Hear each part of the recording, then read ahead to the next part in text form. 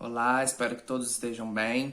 Hoje nós vamos dar continuidade ao que nós falamos na semana 1, que foi um pouquinho sobre as regiões, qual que é a importância do processo de regionalização. E agora na semana 2 nós vamos falar de uma das regionalizações mais usadas, mais conhecidas, que é utilizada hoje pelos países e pelas organizações internacionais, que é a divisão em mundo desenvolvido e mundo subdesenvolvido, né? Então nós temos um conjunto de países que é considerado desenvolvido e um conjunto de países que é considerado subdesenvolvido. Essa divisão ela é muito evidente por conta das desigualdades socioeconômicas. Essas desigualdades elas são perceptíveis de uma forma muito fácil na paisagem geográfica. Quando a gente abre aí a internet, revistas, a televisão, a gente vê aí várias notícias, várias imagens de como alguns países possuem problemas sociais e econômicos muito grandes e outros países possuem também, mas não tanto quanto alguns países, né? Então essa diferença, essa desigualdade socioeconômica é o que vai ser usado como critério para essa regionalização em países desenvolvidos e países subdesenvolvidos, tá? Alguns índices são utilizados para essa definição. Então, nós temos a renda per capita, a escolaridade, questões de saúde, expectativa de vida. São vários fatores que juntos vão formar o que a gente chama aí de IDH, que é o Índice de Desenvolvimento Humano. Então, alguns países, por conta, né, de um desenvolvimento econômico muito grande, conseguem oferecer à sua população serviços que favorecem a uma qualidade de vida melhor. Então, esses países que atingem esses fatores, tanto econômicos quanto sociais, são chamados de desenvolvidos. E aí nós temos exemplos, né? Estados Unidos, o Japão, que é um dos países mais desenvolvidos no fator tanto social quanto econômico. Nós temos Dinamarca, Noruega, França, Itália, Alemanha, são países aí que a gente considera como desenvolvido, tá? E, por um outro lado, nós temos alguns países que, de certa forma, têm problemas econômicos, então alguns países até conseguem um destaque econômico, mas a grande parte ainda é dependente de comprar alguns produtos de outros países, ainda são dependentes da produção agrícola, não tem uma produção industrial muito forte. Então, esses países eles ainda são dependentes economicamente falando e, paralelo a isso, acabam não oferecendo à sua população serviços que favoreçam uma boa qualidade de vida. Então, esses países que não conseguem balancear economia e qualidade de vida, né, que é o fator social para a sua população, são chamados de países subdesenvolvidos, tá ok? E aí, para poder mostrar isso num mapa, para poder isso ficar evidente, foi criado uma divisão chamada Norte-Sul. Esse mapa está no bloco e eu vou mandar também no grupo colorido para vocês observarem. É uma divisão muito peculiar, tá?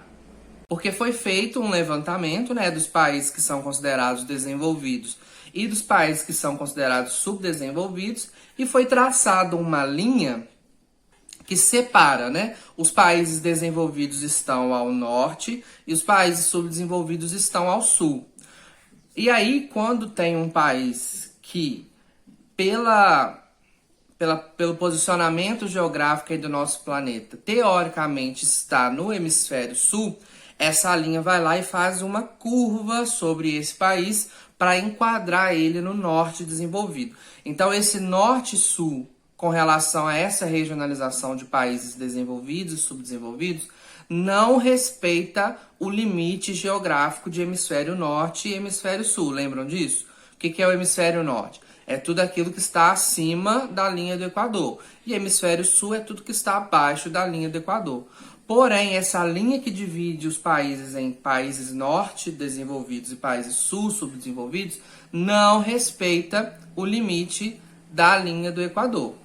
Eu vou colocar o mapa aqui, que acho que vai ficar mais evidente, mas eu também vou mandar ele lá no grupo, tá? Então, repare, essa linha do meio é a linha do Equador que a gente, né, já conhece. Então, reparem que alguns países que, teoricamente, estão no hemisfério norte, eles, por conta dessa linha da divisão norte-sul, desenvolvido e subdesenvolvido, estão no sul. Então, vou dar um exemplo para vocês. O México, pela linha, né, do Equador e a divisão hemisfério norte-sul geográfico, estaria no hemisfério norte, ok? Mas, por essa divisão de país desenvolvido e subdesenvolvido, o México ele é considerado um país subdesenvolvido. Então, a linha que divide norte desenvolvido e sul desenvolvido passa por cima do México e deixa o México no sul subdesenvolvido, tá bom? Por um outro lado, nós temos um exemplo ao contrário. A Austrália, que é esse país, o único país amarelo aqui embaixo, é um país que, pelo posicionamento geográfico, estaria no hemisfério sul.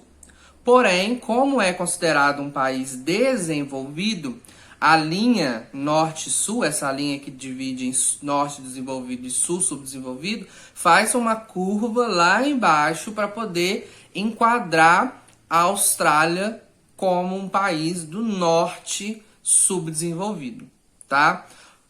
Então, essa aí, para vocês entenderem um pouco essa divisão de países do norte desenvolvido e países do sul subdesenvolvido. Não confundam com hemisfério norte e hemisfério sul, ok? Só que, para finalizar essa exposição de hoje, essa divisão em países do norte desenvolvido e países do sul subdesenvolvido, assim como várias outras regionalizações que acabam fazendo aí alguns fatores que não levam em consideração algumas diferenças, né? Acabam reduzindo algumas diferenças.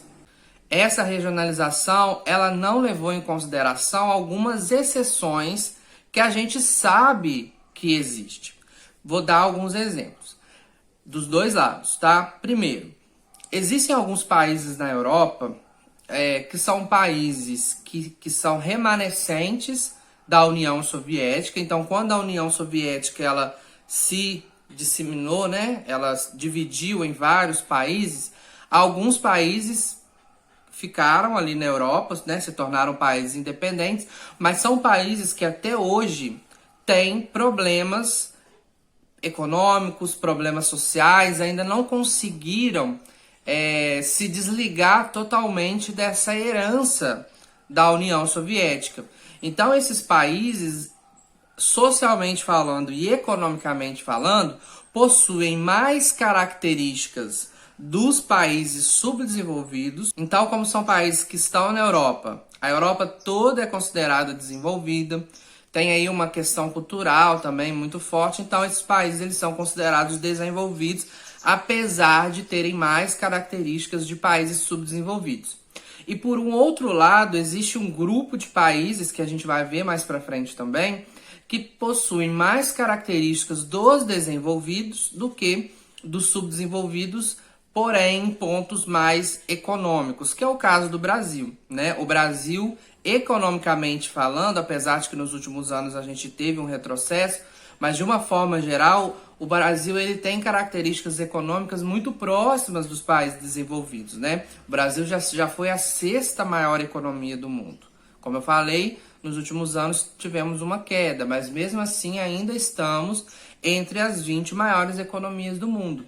Porém, o Brasil ainda tem problemas sociais muito fortes, e por isso ainda é considerado um país desenvolvido. Mas esse fator econômico eleva um pouco mais a situação do Brasil, assim como de outros países, como a China, a Rússia, a Índia e a África do Sul, que juntos, esses países juntos, formam o grupo de países que a gente chama de países emergentes, que são aqueles países que não possuem características econômicas dos países subdesenvolvidos, ou seja, tem um fator econômico muito forte que aproxima dos países desenvolvidos, porém ainda possuem problemas sociais muito característicos dos países subdesenvolvidos. Então, esses países emergentes é como se eles ficassem no meio dessa balança. Eles não são nem desenvolvidos, mas também não são totalmente subdesenvolvidos, tá? Então, são os países emergentes que juntos formam o grupo que é chamado de BRICS, tá? Mas sobre os BRICS a gente vai falar um pouco mais pra frente. Então é isso, né? Eu aguardo aí as atividades da semana 2.